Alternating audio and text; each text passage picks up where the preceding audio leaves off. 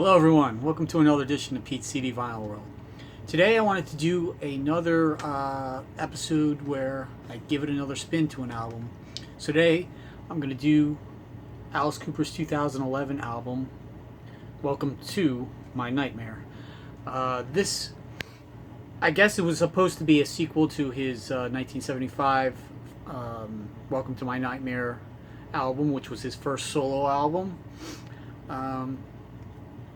I remember buying this album when it came out because I was excited because it was produced by Bob Ezrin, who had produced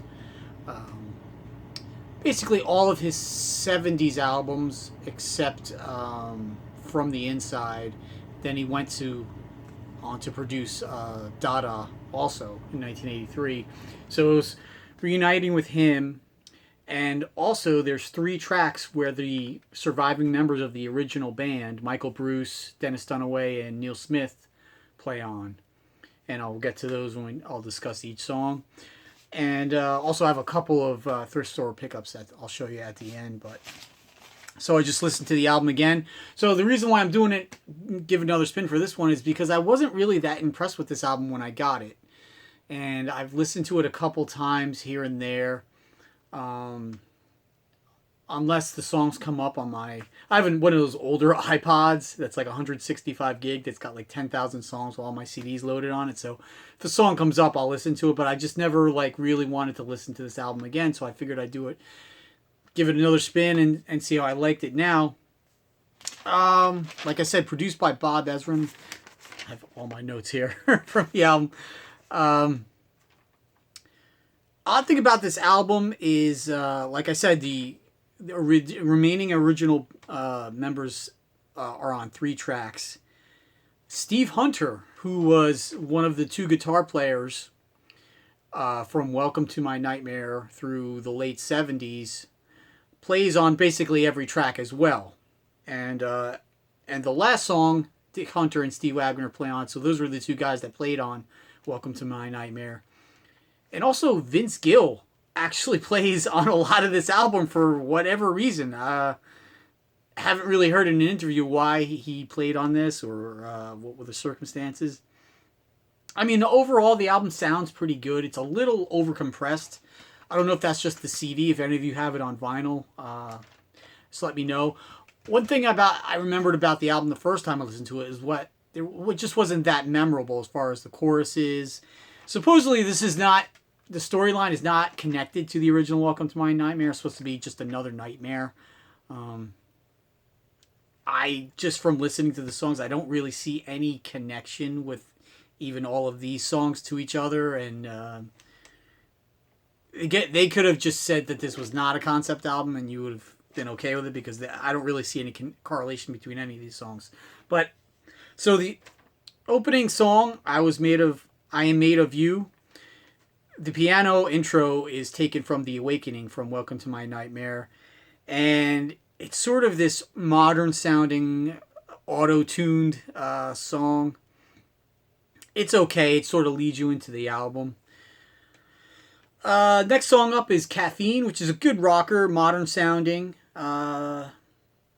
Chorus is okay. Nothing great. Third song, Nightmare Returns. That's reminiscent of the song Steven from Welcome to My Nightmare.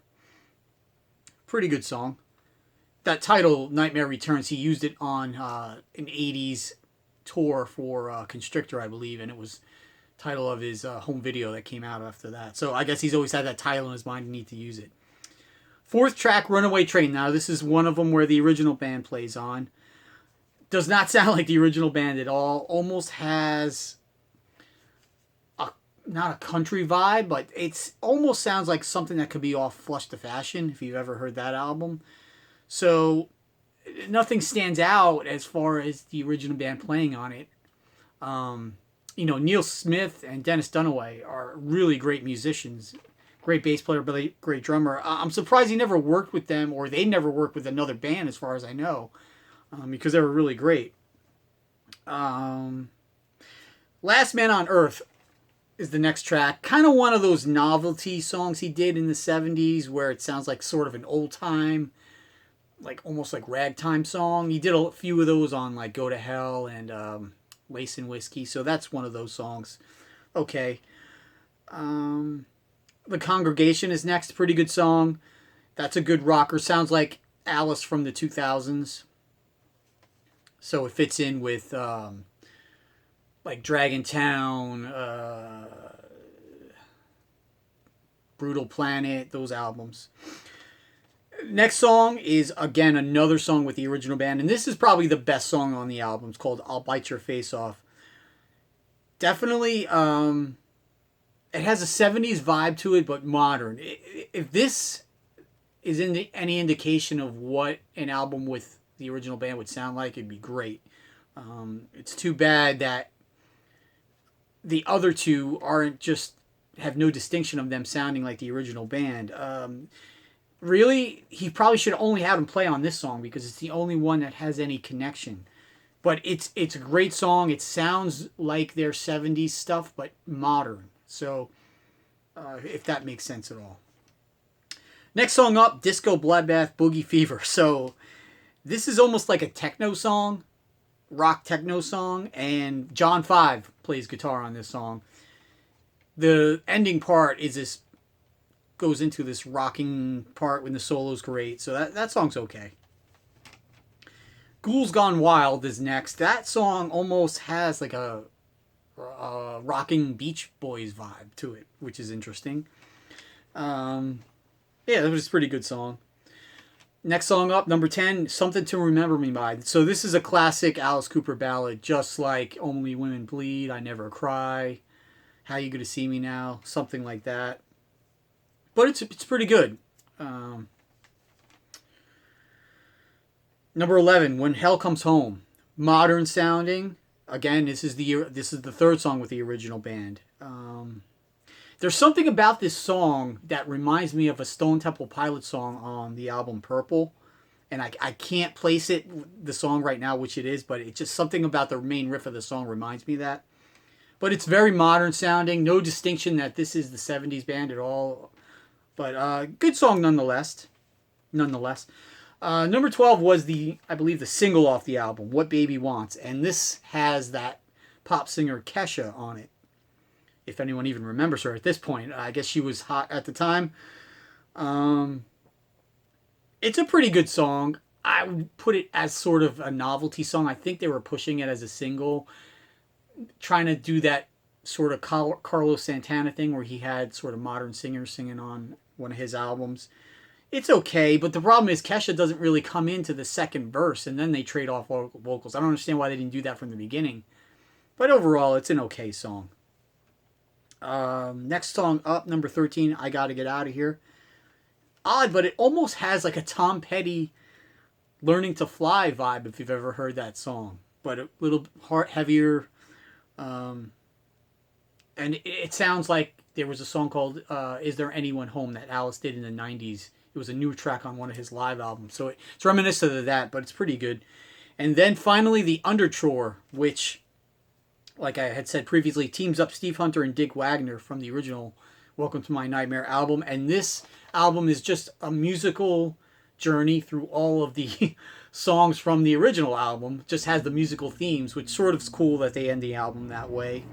Sort of links it to that album.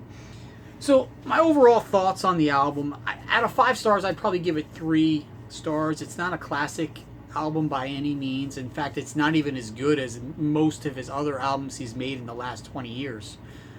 Like Brutal Planet and Along Came the Spider and Dirty Diamonds. The album in itself is just very disjointed. There's no even vibe between the songs. One thing Alice is good about, even though he's done a lot of different albums musically, usually he sticks to one theme for an album. So whether it's good or bad, he does an entire album usually musically that fits together. This is not. This is sort of like almost everything Alice has ever done, sort of crammed into an album.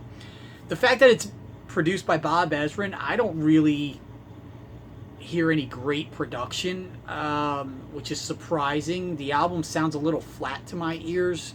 Like I said, if somebody has the vinyl, they can let me know how that sounds.